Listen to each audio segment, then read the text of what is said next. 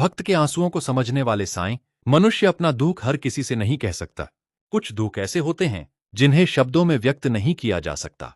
कुछ आंसू मन के अंदर ही जन्म लेते हैं। लेकिन जब भक्त साईं के सामने खड़ा होता था, भले ही वह अपना दुख न बता पाए, फिर भी साईं उसके हृदय की पीड़ा को समझते हैं, ऐसा विश्वास भक्तों के मन में था। इसीलिए जब भक्त साईं की शरण में आते थे तो उनके मन को एक शांति मिलती थी। बाहर की समस्या वैसी ही रहती थी, लेकिन मन के अंदर एक नया साहस पैदा हो जाता था।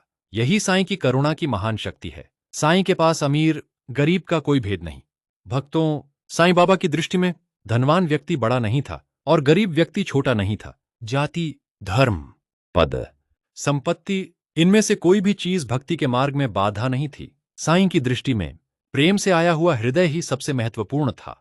कोई भक्त अधिक अर्पण करता था और कोई कुछ भी देने में सक्षम नहीं होता था, लेकिन यदि उसकी भक्ति में सच्चाई होती थी तो साईं उस भक्ति को स्वीकार करते थे। इसीलिए साईं की शरण में सभी समान थे। भूखे लोगों पर साईं की करुणा।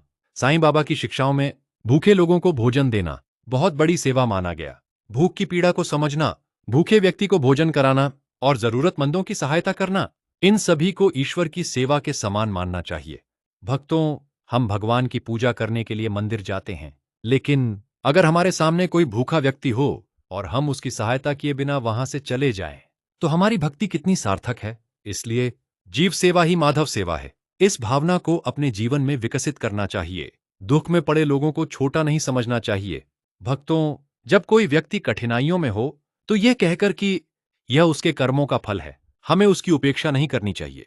हमें अपनी क्षमता के अनुसार उसकी सहायता करनी चाहिए। एक अच्छा शब्द बोलना भी सहायता है। एक गिलास पानी देना भी सेवा है।